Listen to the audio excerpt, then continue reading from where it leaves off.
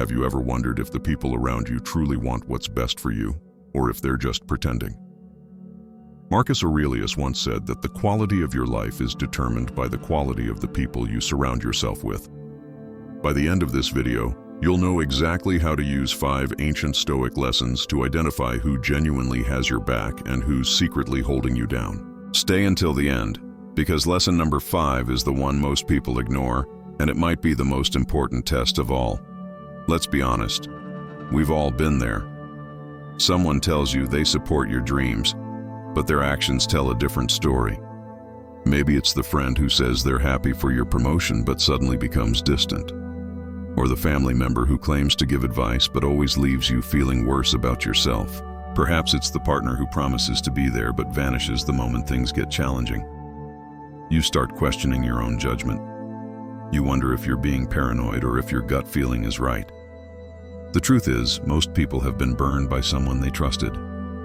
It's not your fault for wanting to believe the best in others. But the Stoics understood something profound.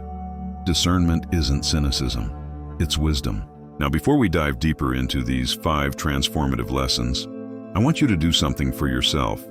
If you're serious about building a life where you're surrounded only by people who genuinely elevate you, hit that subscribe button right now. Every single week, I break down ancient Stoic wisdom into practical tools you can use immediately. Thousands of people in our community have already transformed their relationships using these exact principles. Don't just watch and forget. Become part of a group that's committed to living with clarity and strength. Here's where it gets interesting. Your instinct might be to trust people until they prove otherwise. It sounds noble, right? But the Stoics would challenge that approach. They believed in something more powerful. Trust through verification. Not blind faith, not automatic skepticism, but intelligent observation. Think about it this way. If someone tells you they're a master chef but can't boil water, would you believe their words or their actions? The Stoics developed 3 critical tests that expose the gap between what people say and what they truly are. And we're about to walk through all 5 lessons, including those 3 tests, starting right now. Lesson number 1 comes directly from Epictetus, and it's brutally simple. Actions over words. Epictetus taught that people reveal their true character not through what they promise, but through what they consistently do when no one's watching. This is what I call the behavioral consistency test. Words are cheap. Anyone can say they care. Anyone can promise loyalty. But behavior tells the truth even when the mouth lies. The Stoics knew that authentic intention shows up in patterns, not in isolated moments. So here's how you apply this immediately. Watch for alignment over time. Does this person's behavior match their words not just once, but repeatedly? Do they show up when it's inconvenient? Do they follow through on small commitments, not just big promises? Picture this. You're working toward a major goal, maybe starting a business, getting healthier, or pursuing a creative passion. Someone in your life says they're your biggest supporter. Now, apply the behavioral consistency test. Do they ask about your progress? Do they offer help without being asked? Do they celebrate your small wins? Or do they only show interest when there's something in it for them? Here's the key. A person who genuinely wants what's best for you will prove it through consistent, small actions over time. They won't need to announce their support constantly because their presence speaks for itself. This is how you separate real allies from performative friends. You stop listening to the noise of their words and start reading the signal of their behavior. Now, why does this matter so much? Because our brains are wired with something psychologists call confirmation bias. We want to believe people's words, especially when we care about them. We make excuses for inconsistencies. We rationalize red flags.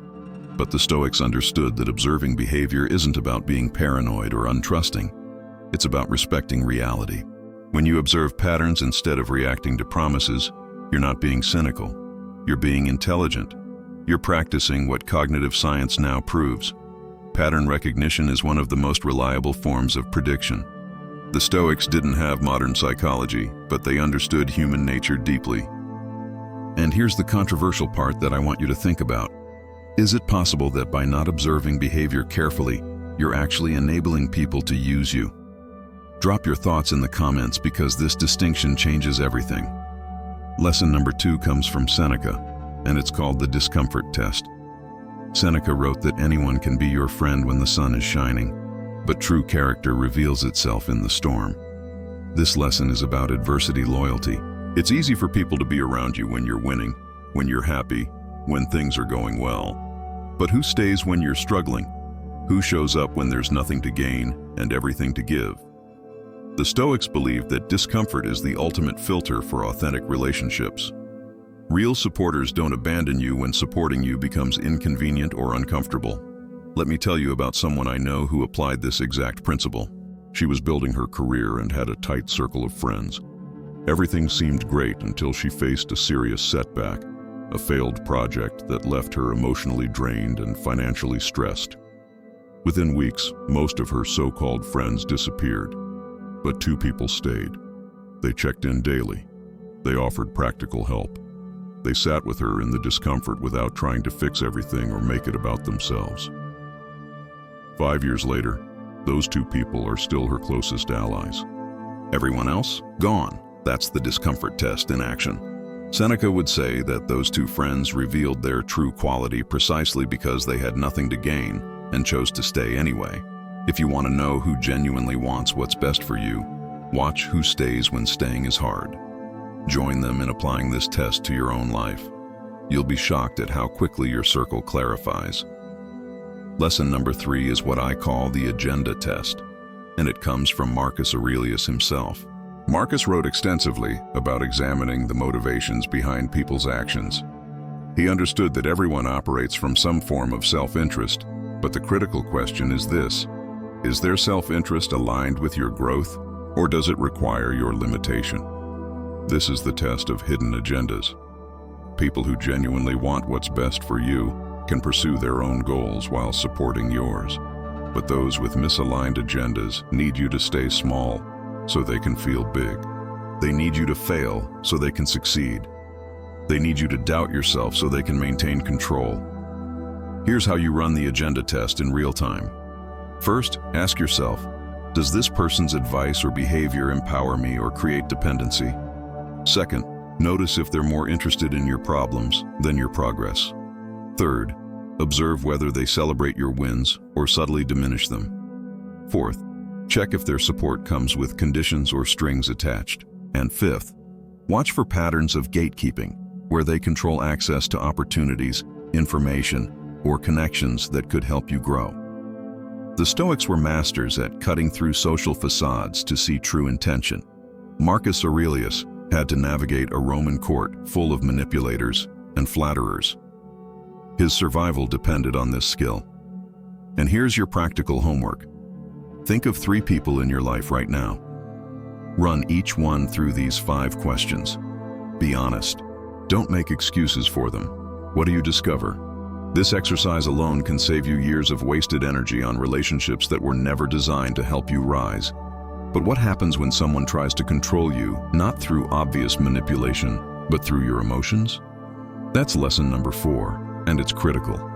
Epictetus taught that no one can make you feel anything without your permission. This is the emotional manipulation check.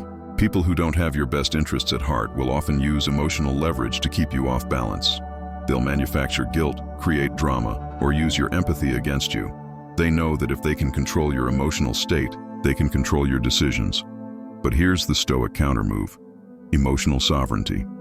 You recognize that your emotional responses are ultimately your responsibility, which means you can choose not to be manipulated.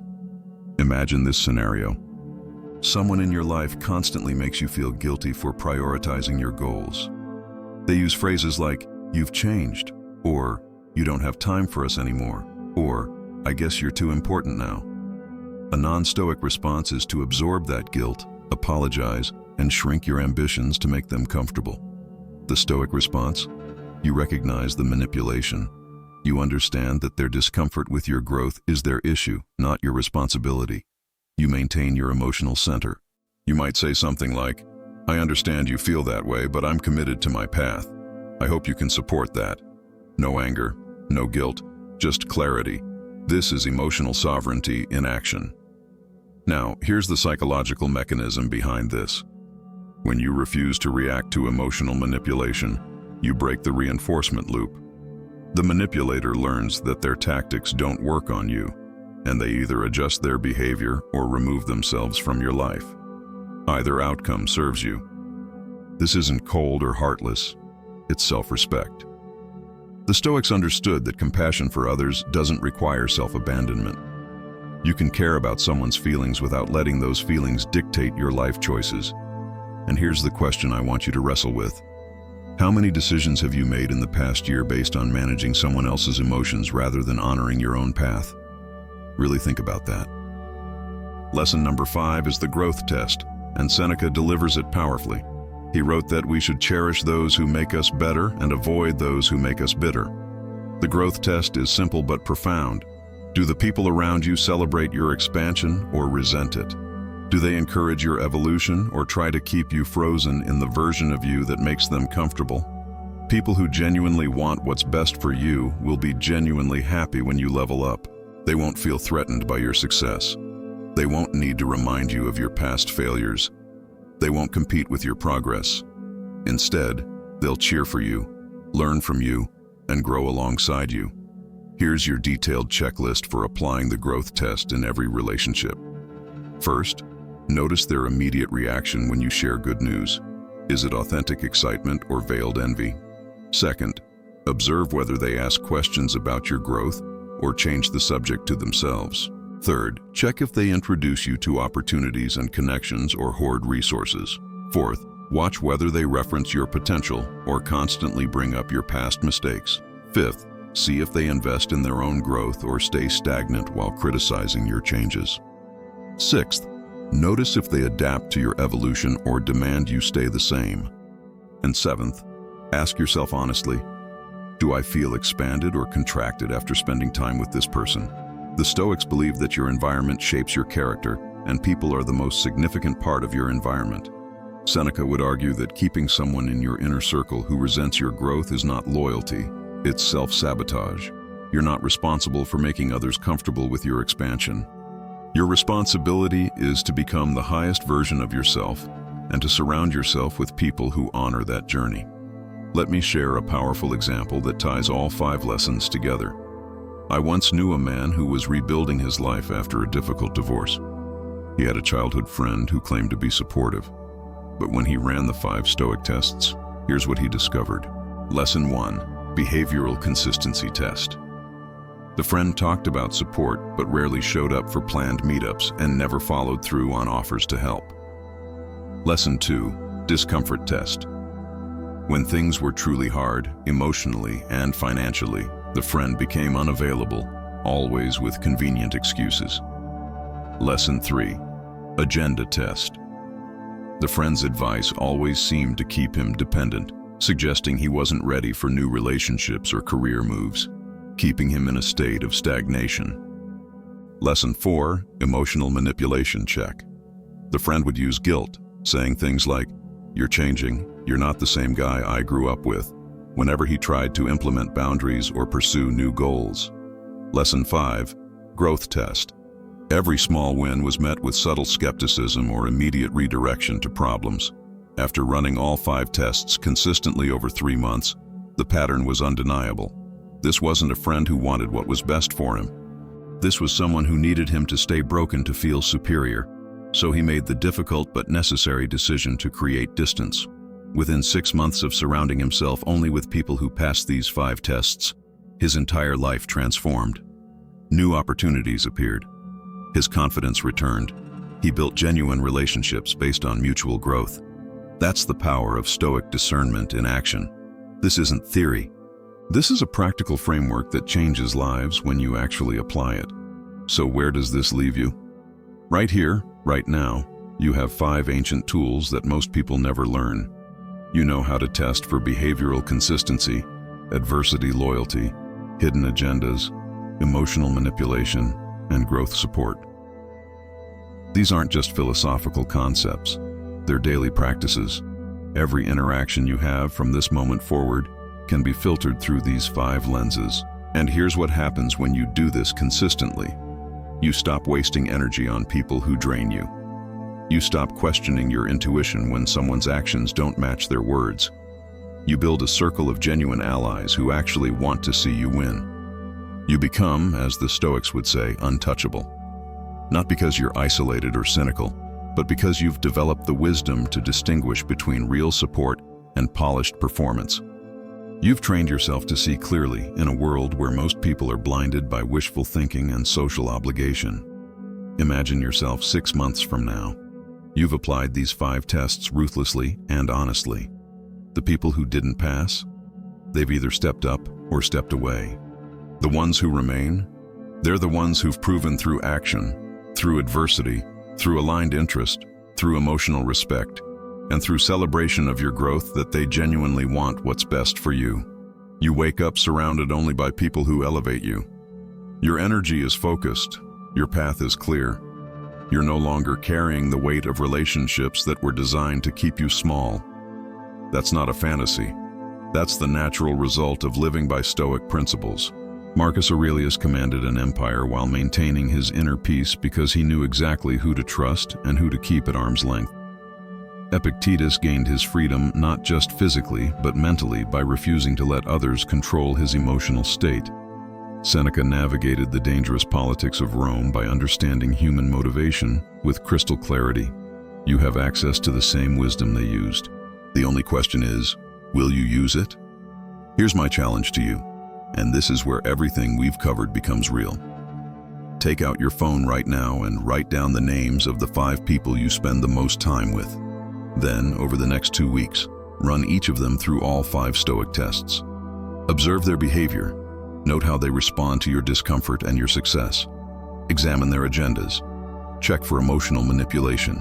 Assess whether they celebrate or sabotage your growth. Be scientific about it. Be honest.